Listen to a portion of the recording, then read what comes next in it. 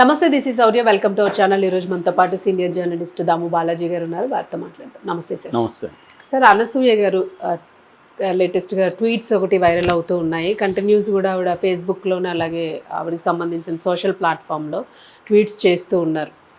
అంటే తను ఇచ్చిన స్టేట్మెంట్కి తను కట్టుబడి ఉంటాను, నేను ఇది అన్నాను అంతే, దాన్ని ఏం వెనక్కి తీసుకునేది లేదు అని చెప్పేసి. సో అది ఒక రకంగా మళ్ళీ ఒక ఛాలెంజ్ లాగా అనిపిస్తూ ఉంది.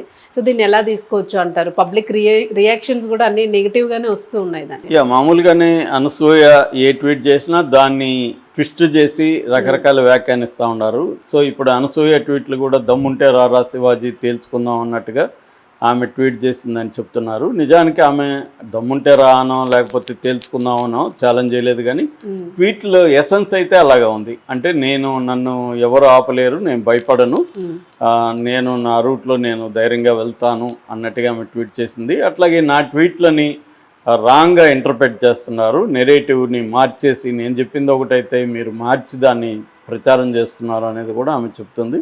ఆమె ఎక్కడ బేలగానో ఏడుస్తునో లేకపోతే తప్పైపోయిందనో నన్ను వదిలేయండనో అలాగేమీ అడుక్కోవట్లేదు. గట్టిగా ఆమె ట్వీట్లతో రిప్లైలు అయితే అందరికీ ఇస్తుంది.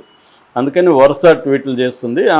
ఆమె ప్రధానంగా ఏమంటే ఆమె ట్వీట్లలో ఉండేది కొంతమంది అసూయ పడుతున్నారు నా పట్ల, అంటే ఒక యాక్టివ్గా ఉన్న విమెన్ని వ్యతిరేకించడం అనేది సమాజంలో ఉంటుంది. మహిళలు కూడా చాలామంది చేస్తున్నారు, మగవాళ్లే కాకుండా.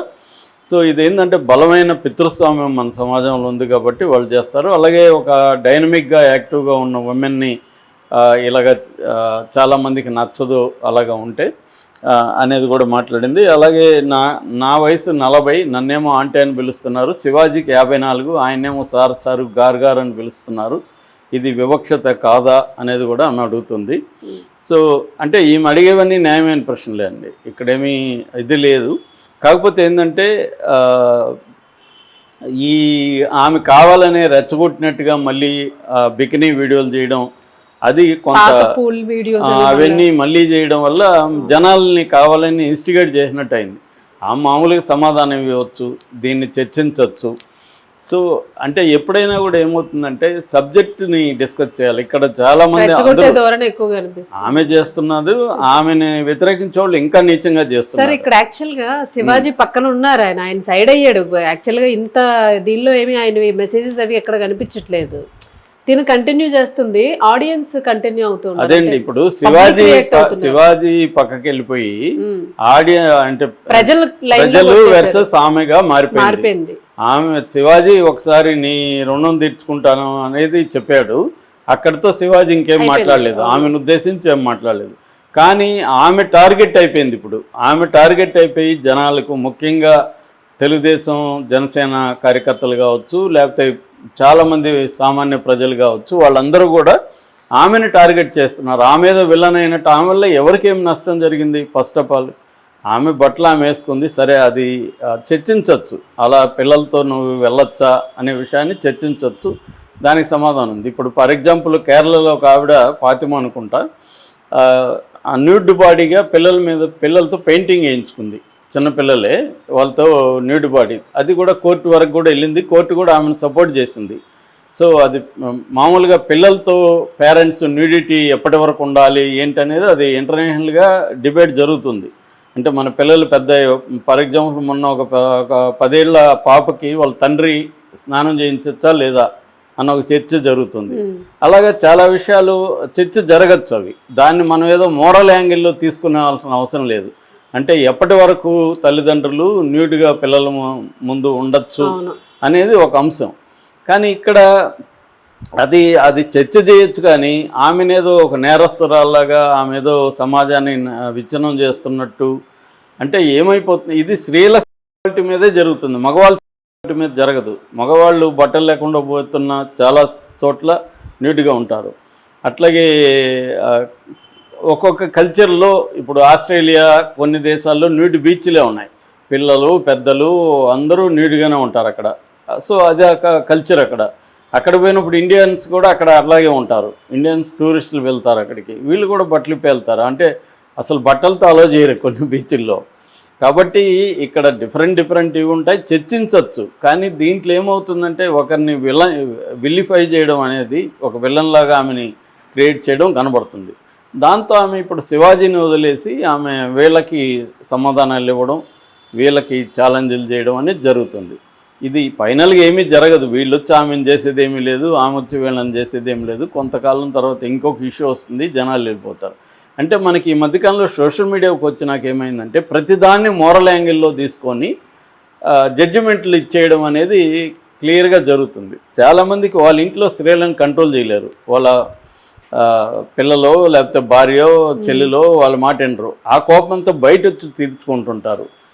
చాలామంది కార్టూన్లు వేసేవాళ్ళు, జోకులు వేసేవాళ్ళు కూడా మనం గమనిస్తే స్త్రీల మీద వేసేవాళ్ళకి వాళ్ళ ఇంట్లో స్త్రీలు వీళ్ళ మాట వినరు, లేకపోతే వాళ్ళ ఇంట్లో స్త్రీలు వల్ల వీళ్ళు బాధితులు. ఈ కోపాన్ని వీళ్ళు వేరే రకంగా తీర్చుకుంటుంటారు.